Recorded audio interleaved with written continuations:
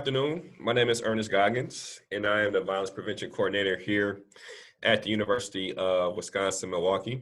I'm actually working for the Norris Health Center for our Health Promotion and Wellness Department out of the Norris Health Center. Most of my responsibilities include educational awareness and efforts to prevent and de-escalate and reduce instances of violence on campus.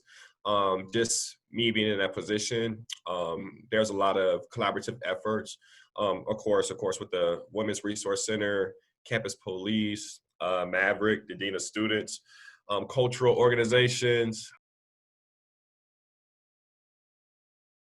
As we talk about education, it becomes important that we place the same emphasis on relationships, right? We can't assume that young people or even adults understand how to do this thing called healthy relationships. So having intimate conversations that normalize what a healthy relationship looks like, understanding red flags, it puts us in a position to be proactive, right? And not reactive. So the importance essentially lies in managing these issues, understanding things that impact our relationships, whether it's race, sex, age, our social economic status, right?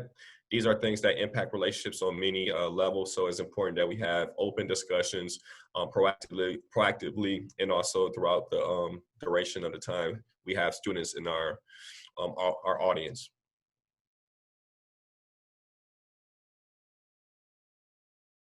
My ideal answer would be any and everyone.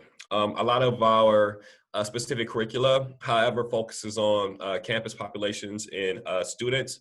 But personally, I work with everyone from jail to Yale. And I literally mean that, from incarcerated populations to college students. So if you find yourself in a interpersonal relationship, an intimate partner relationship, whatever that looks like, the key is to understand that these things called relationships can be complex, and they are things that require maintenance. I would specifically also highlight that men play a huge role with regards to relationship education and also decreasing things like violence.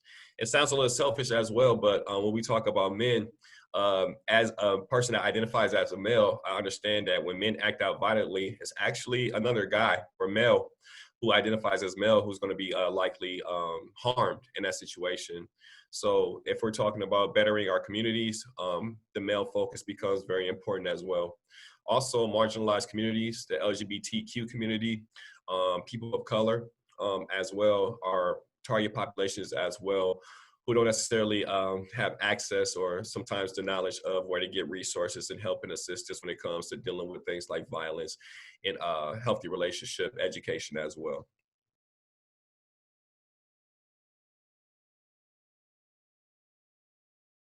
If I were to give a message to students on campus with regards to domestic violence, is to normalize healthy conversations around the topic. When we show empathy for people who are victimized with regards to violence, it puts us in a position to actually be solution focused with regards to the issue, right? I would want students to decrease their likelihood of victim blaming and striving to show empathy for those who find themselves in violent relationships. I would definitely want students to emphasize the value of healthy relationship education just as much as we do with our pursuits in other forms of education as well.